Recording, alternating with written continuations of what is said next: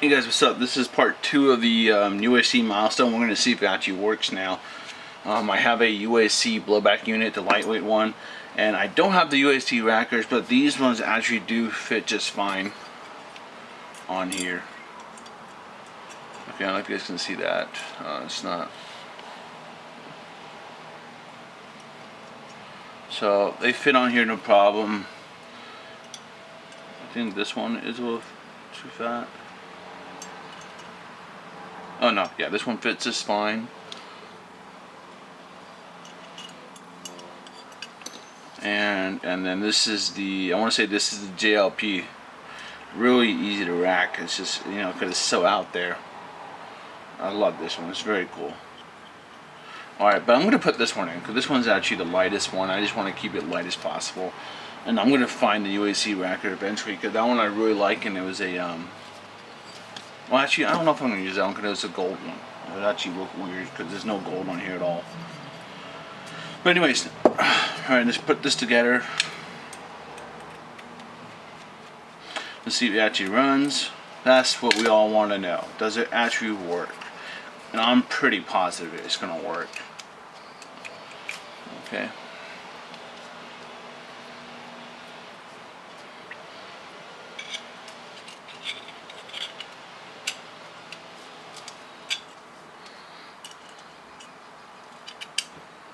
I'm going to put this screw in here first.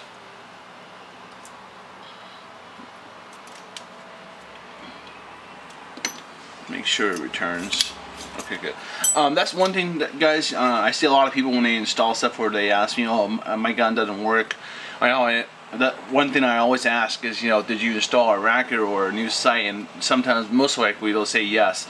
And then I ask them, did you check the screw length? Sometimes the screw that they provide to you can be longer than it should be, or it's just maybe, you know, it was just, I don't know, whatever happened. But the first thing you always want to do is, first, just put both in. And you guys already tested this. See how it's returning just fine? This is what you want. And then make sure you put in the second one.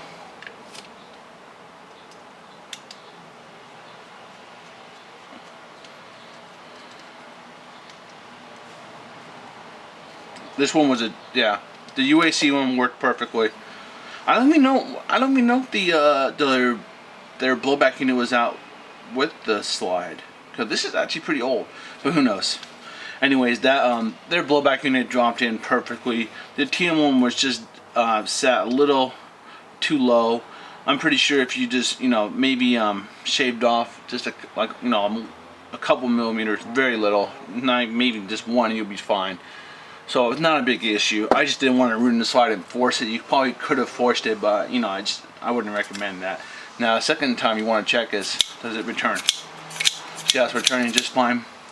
I have seen people, like, you know, they screw it in and it just, you know, they actually play with it, and then after a while you'll see on the top, not here, but in the back of the loading nozzle, you'll see a screw mark into loading nozzle.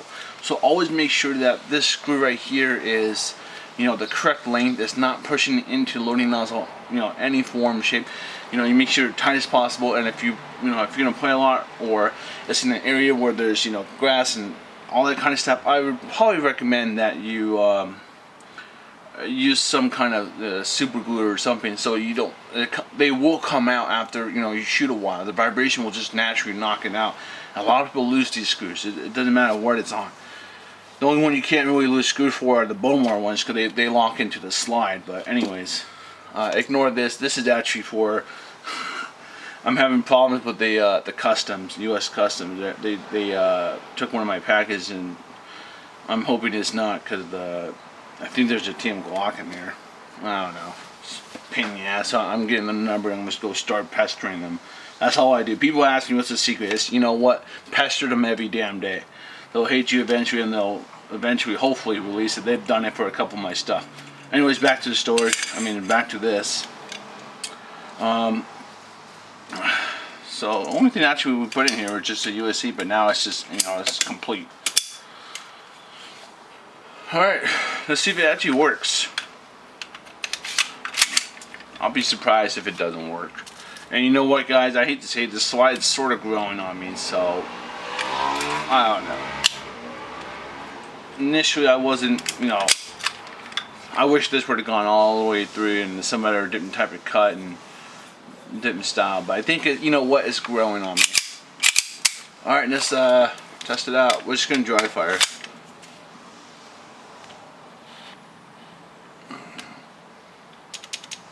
Oh.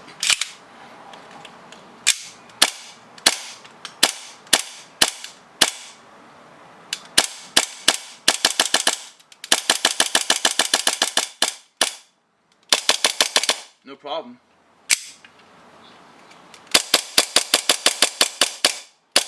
Okay, I don't want to shoot any more. I'm running on, you guys will hear a huge noise and you'll go nuts.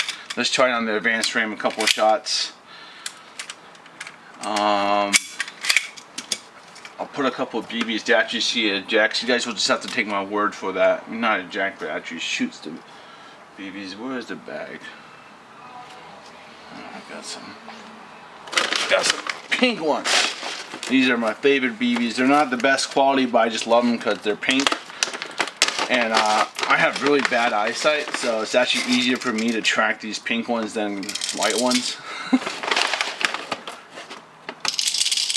So, yeah.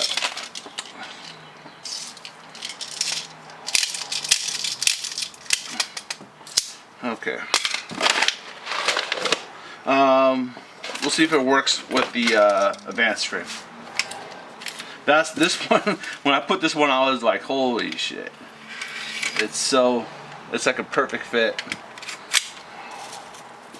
If anything, I would say the UAC Milestone were made for the advanced frame.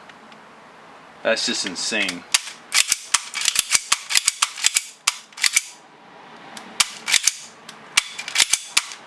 Alright, we're gonna have to do this one behind the camera, so let's maybe just listen for sounds.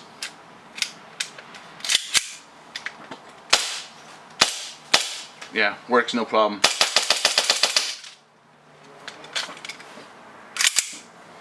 Well, we got one more BB.